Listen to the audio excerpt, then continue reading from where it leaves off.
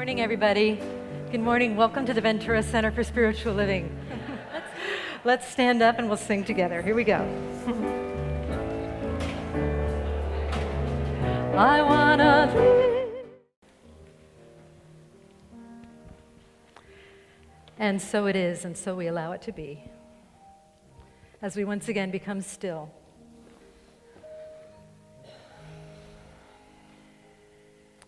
And know that inner place that is love. Let us abide there now as we listen to the words of our sacred reading. The Way Wings Should. A poem by Jalaluddin Rumi.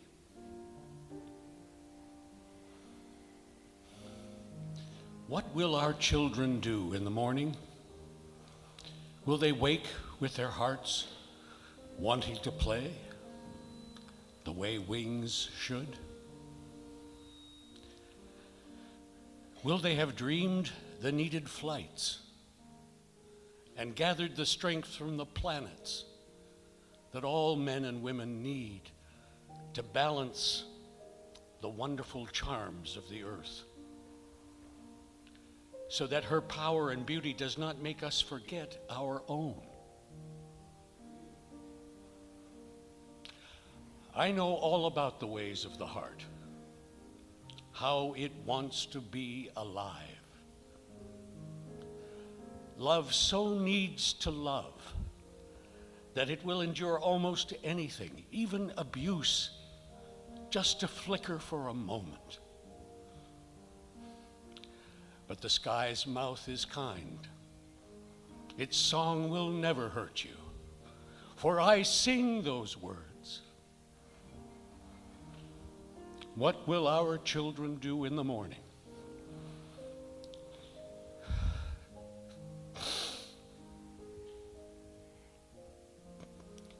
If they do not see us fly.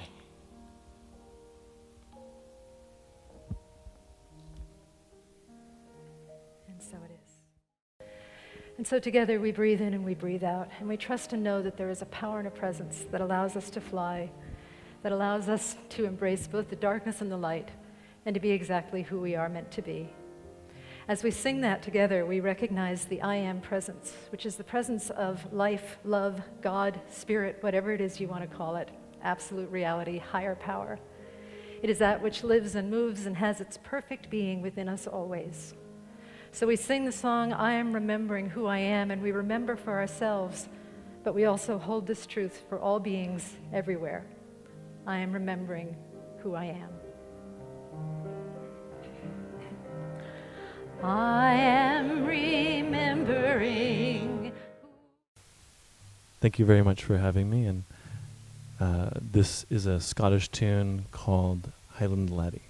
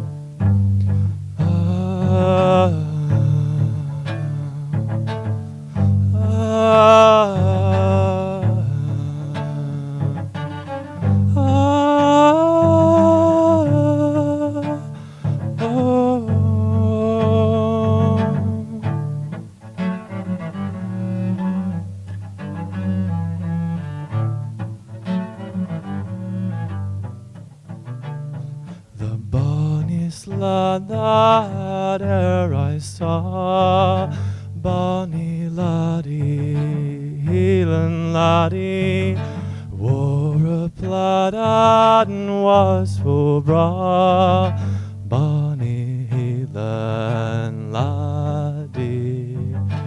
On his head a bonnet blue, bonny laddie, healing laddie. His royal heart was firm and true, bonny healing laddie.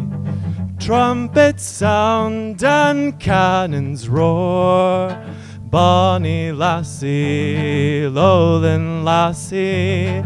All the hills with echoes roar, bonny lowland lassie.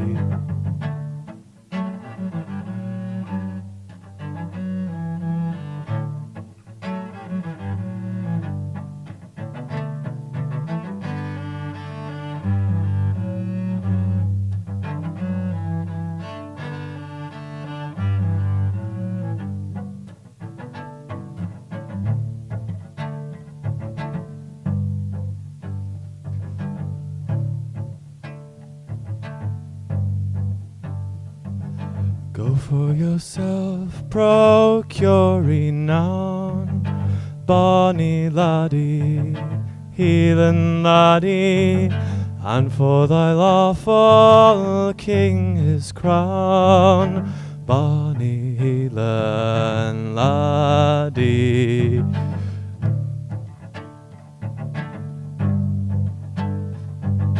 Trumpets sound and cannons roar, bonny lassie, lowland lassie. All the hills with echoes roar, bonny lowland lassie. Glory, honor now invite, bonny lassie, lowland lassie. Freedom and my king to fight, bonny lowland lassie. Oh, oh,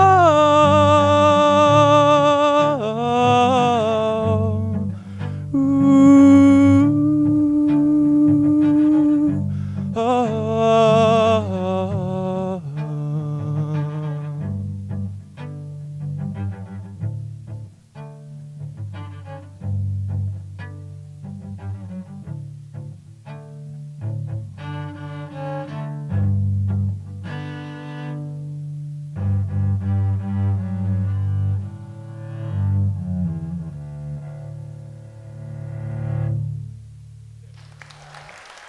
Thank you. And nothing was happening. No ideas, complete blank slate up here, just into the white room, you know? So I said, okay, I'm gonna go to my bookshelf, I'm gonna just touch a book, I'm gonna pull it out, and I'm gonna open it up, and whatever it says, I'm gonna speak about that. So I went to my bookshelf, and I pulled out a book called Breathing Underwater by Father Richard Rohr, a Franciscan mystic, a great book. And the part that I pointed to said, I can't remember what it said. Oh, we have an infinite capacity for self-loathing. Woohoo! He was quoting another spiritual teacher, Henry Nouwen, and he was saying that we have this infinite capacity for self-loathing. And I thought, well, now there's a talk title. That's something I can get behind, right? Maybe not. But in my mind, it's evolving already as we speak, as I considered it into something more. So I promise you, this is going to be a positive message about self-loathing, okay? I don't know if we have an infinite capacity for self-loathing. I never really tested it, per se. Usually I'm trying to stop any self-recriminations that I might have. But if we do, it might be useful to wonder where that infinite capacity comes from, or where the tendency for self-loathing, or let's just call it shame, right? Shame has gotten a lot of publicity right now. People are actually coming out of the closet about having shame. So where did shame come from? You know, the typical thing is that we used to blame our parents or blame somebody else or blame ourselves, but I prefer just to blame God because Because, I really think that we're made this way to a certain extent. That it's part of the universe's clever plan to get us to awaken to greater love, is to give us this world of contrasts, of darkness and light, of joy and sorrow, of esteem and non-esteem. Every hero journey that you read, and a lot of the mystical texts are hero journeys. The Garden of Eden is a hero journey of being cast out and unbelonging and then trying to find our way back. And the crucifixion certainly is a heroic journey of facing one's doubts and fears and then going through something and then resurrecting. The Shiva Shakti story from Hinduism is a heroic journey where Shiva and Shakti are split apart and then they have to find one another again. Shiva stays in spirit, Shakti becomes matter, and then they have to find one another again through their divine remembrance. Every play that's ever been on stage, every movie that's ever been made is a hero journey of some conflict and then some type of resolution. And I think that we are living that. We are living that. We are living what it said in that beautiful poem that Hugh read about how Rumi says that love just so wants to love that it will actually endure abuse in order to be expressed. And actually, the non-loving, as we know, makes the loving much sweeter. When we have this world of opposites, the contrast exists to benefit the whole picture, right? If you think about it, we need contrast in order to navigate our world.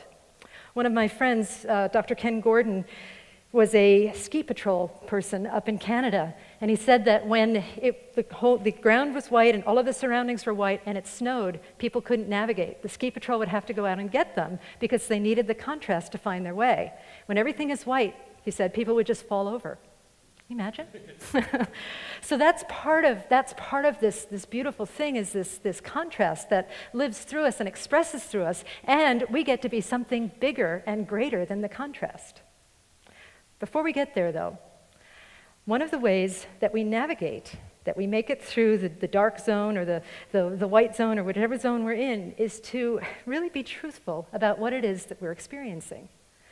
So if you have an experience of feeling shame or feeling loathing or anything like that, it's useful to, rather than pushing it aside, as we are so tempted to do, right? Anybody have an addiction? No, I'm kidding. Sorry, you don't have to raise your hand.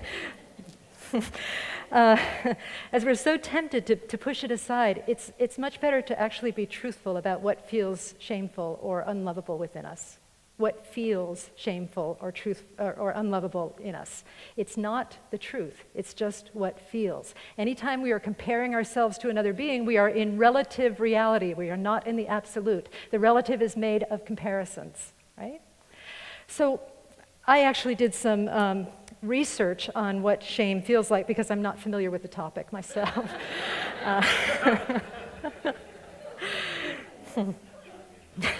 So here I am lying in church, right? Okay.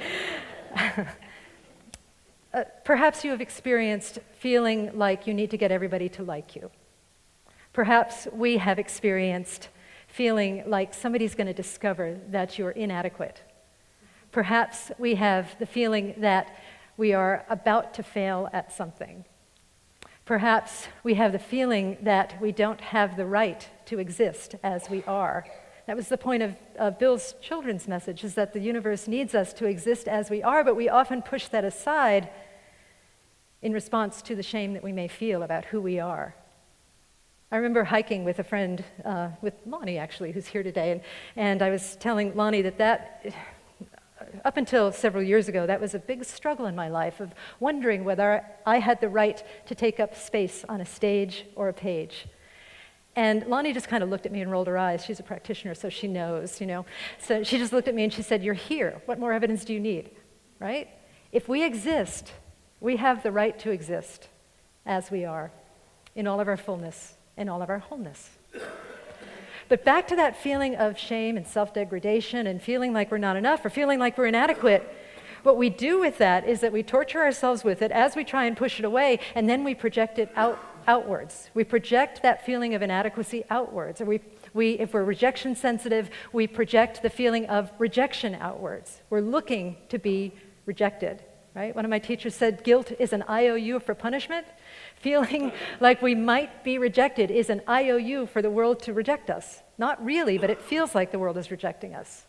There's a saying, some of you may have heard this, that if you are a hammer, everything starts looking like a nail, right? If you are a nail, everything starts looking like a hammer. So if you are sensitive to being rejected or feeling inadequate or feeling like you're less than or feeling like you're not enough, everything becomes evidence of that. Not in real life, but in your mind, in your perception, everything becomes evidence of that. There's a classic story in the church that we often tease each other, myself and two other practitioners.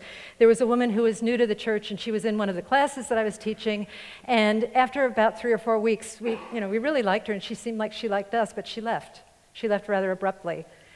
And so I went to the two practitioners, and I said, well, that's my fault, because I must have put something offensive in the curriculum. By the way, you all should take my foundations class. There's going to be lots of offensive stuff in the curriculum. But I must have put something in the curriculum, and she left because she felt offended.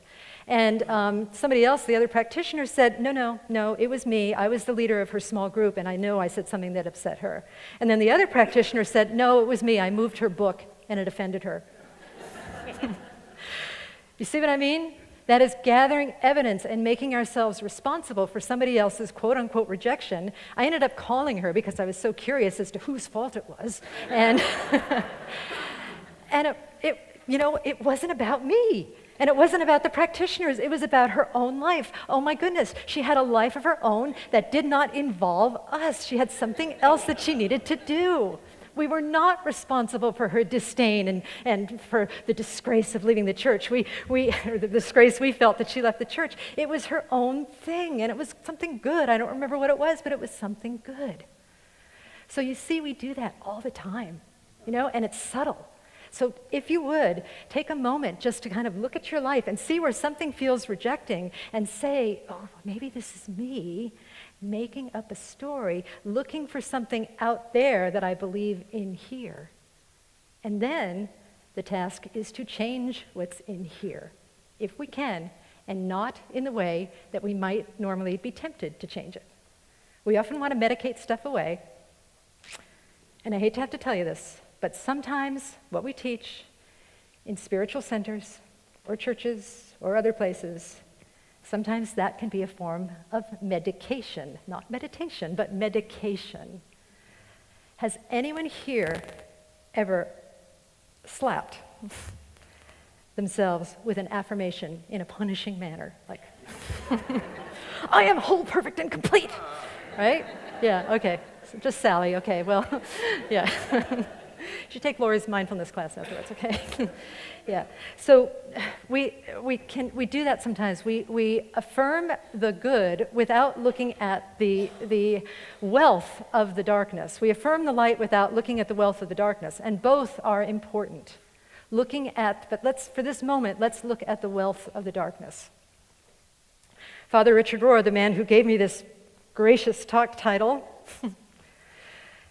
he talks about, I heard in an interview that he did for NPR, he's becoming famous, he's pretty well known, and he said that it's so easy for his ego to get out of check that he prays every day for a daily humiliation. And I'm like, well, Father Richard, clearly you are not as advanced spiritually as I am, because I don't have to pray for a daily humiliation. Just happens naturally. Oh man, I've got stories, none of which are church friendly, but I've got stories. Take my class, no. Probably one of the greatest humiliations that I had, or the potential humiliations, and when this happened, I knew that I had turned a corner. It was when I was in India, on the last trip, when I was there with Service Base, and there was a community night at the end, and there were probably about 200 people there, 200 to 300 people, and not people that I knew, but we were all, wanting to make a good impression for these visitors to this event, and there were speeches, and there was singing, and there was some music, and stuff like that, and Nipun Mehta, the leader of the organization, asked me to sing. And I don't really do that anymore, but I I'm in the habit of saying yes to Nipun, so I said I would sing. And I also told the guy, Fabrizio, who was doing the accompanist, I told him that I could learn anything and that he should pick out the songs and I would learn them really quick. So he did, and we rehearsed. And we didn't rehearse for very long, maybe just about 5 minutes, because then my friend Mandy, who was there, a cow stepped on her foot, and, and she needed some attention, so I went and I took care of Mandy. It's a very India story, right? Very all over the place, right? And so the time came to sing, and it was kind of dark, and people were coming up on the stage, and I'm sitting in the audience going, you know, I don't remember the tune to those songs. I don't remember the tune. And I never knew the words. I was going to read them, but dang it, I forgot my bifocals, and I can't see the words. So got on the stage when it came time to sing. Fabrizio was very kind. He said, oh, Bonnie allowed me to pick the songs, and she was so gracious, and so, you know, if it's a little rough, that's why. And I just took the mic and I go, I don't know the words or the tune. We're just going to have to take what we get. And so I sang it, and I figured out the tune as I went, and when the words came, I was singing in tongues, hallelujah, just singing in tongues, making up stuff all over the place. But, again, people were laughing, and they were laughing with me versus laughing at me, because I was laughing. I was not in a place of shame. It was embarrassing, but I wasn't ashamed about it. It was just the normal trip and fall thing, the stuff that comedy is made of, right? Have you ever listened to stand-up comics? Anybody here like stand-up comedy, right? It's all about embarrassment, humiliation, if you like. It's all about the frailty of being human. And we get to embrace that and love it, and most of all, find joy in it and laugh at it. Because it's hilarious. It's hilarious. I see some people that look like they don't believe me, but it really, trust me, it really is. It's really funny. And you know, the reason that this is so powerful, is because it emulates the consciousness of absolute reality. The consciousness of God or higher power or spirit or love, whatever it is you want to call it. This ability to be with what is as it is, and so it is. This ability is like God. We are made of pure awareness. We are the awareness of existence in a human form. We are the awareness that accepts everything. We are like a blank screen upon which the imagery of the universe is projected. When you go to the movies, if it's a movie like, say, the Bette Davis one where she serves a rat to Joan Crawford, right?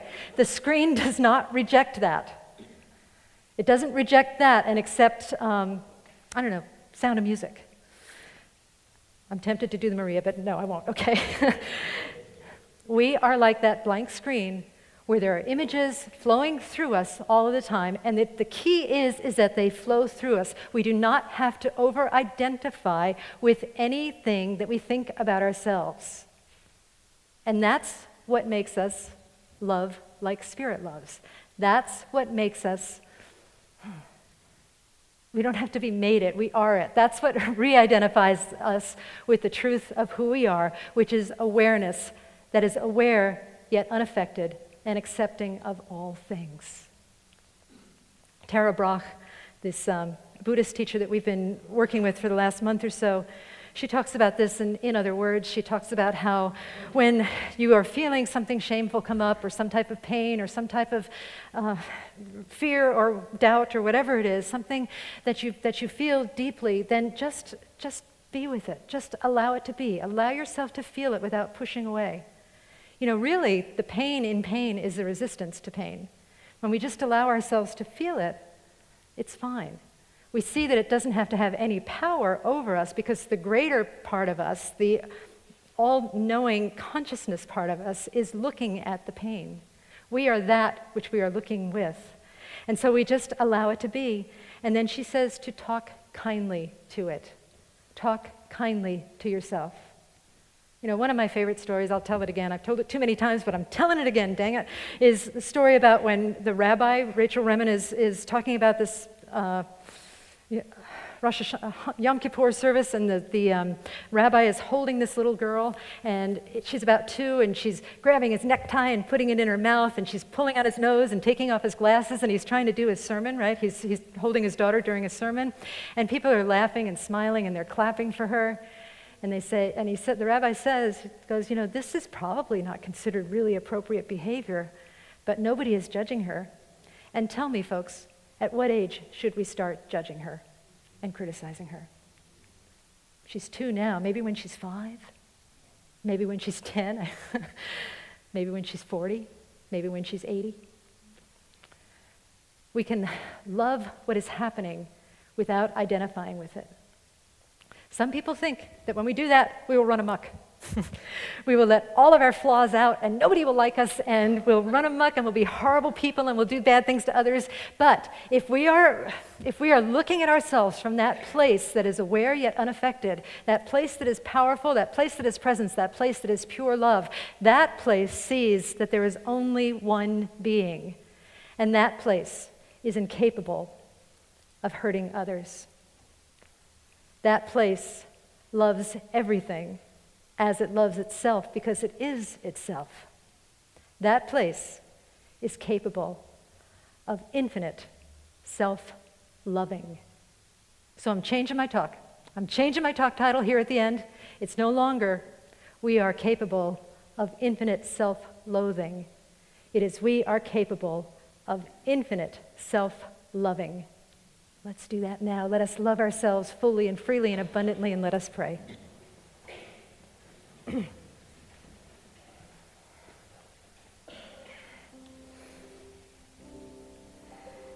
turn within and absolutely know the power and the presence of one life. That life is a life of spirit. That life is our life right now. It is our shared existence. It is what brought us here to this planet Earth and manifested as us and expresses through us as drops in this ocean and oceans in the drop. It is that love, it is that light, it is that presence, it is that action. It is who we are. And I gratefully and gracefully turn to that right now as we collectively turn to that and know the power and the presence of the one that moves through us. From this place, I know that anything that seems like shame or adversity, anything that seems like a challenge or fear or doubt, that we honor that and we respect it and we love it back into wholeness. We hold it in this beautiful, tender heart as we would a little child and just know that this is not all of who we are, that it is this power and this presence, that is who we are, and that this power and presence accepts everything and loves everything and knows that the power of self-loving, of infinite self-loving, is so infinite that I can even love the parts that we don't like about ourselves. And so I'm grateful, so grateful for this truth and so grateful for this teaching. I bless all of the transformation that has occurred here, whether it's large or small. There is no size in the absolute reality, in the infinite. I bless all paths to God. Churches, synagogues, temples, mosques, ashrams, fundamentalists, atheists, agnostics, all of them, everyone that I haven't named, for all beings are a blessing. Today we celebrate and give thanks for the blessing of that oneness. As we breathe in deeply and then exhale, release these words into the divine mystery of love. And together we say, and so it is. I am so blessed. This is called Follow the Eastern Wind. I wrote this last year. It's the first song I wrote for the cello. So.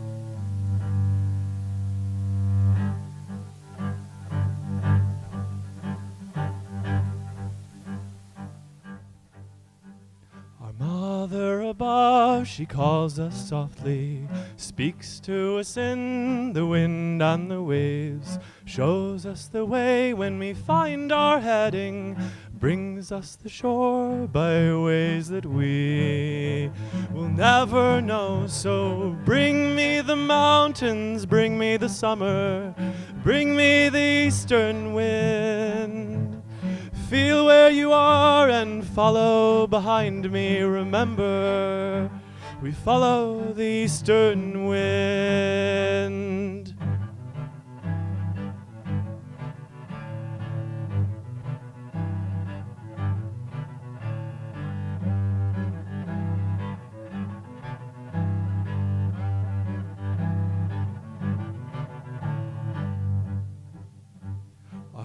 Father, he lies in the northern mountains, guides us and bids us to bear ever on, shows us the way by the brightest lantern that lights the sky till dawn, he says. Come across the edge to break through the mountains, break through the winter, break through the lowest tide. Feel through the darkness, follow behind me, remember, we follow the eastern wind.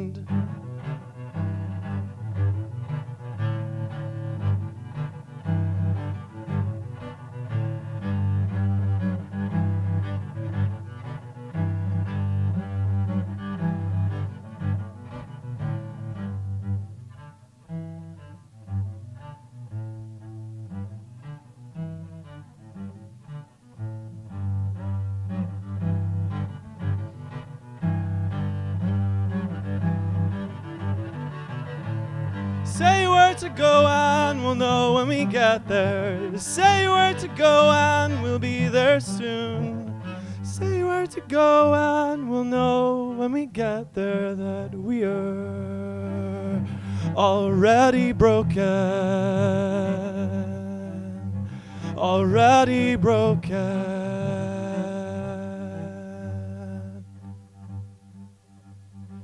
We'll find where we go again. We'll find where we go again. We'll find where we go again. We'll find where we go again. Bring me the mountains, bring me the summer, bring me the eastern wind. Feel where you are and follow behind me, remember, we follow the eastern. Bring me the mountains, bring me the summer, bring me the eastern wind. Feel where you are and follow behind me, remember, we follow the eastern wind. We follow the eastern wind. We follow the eastern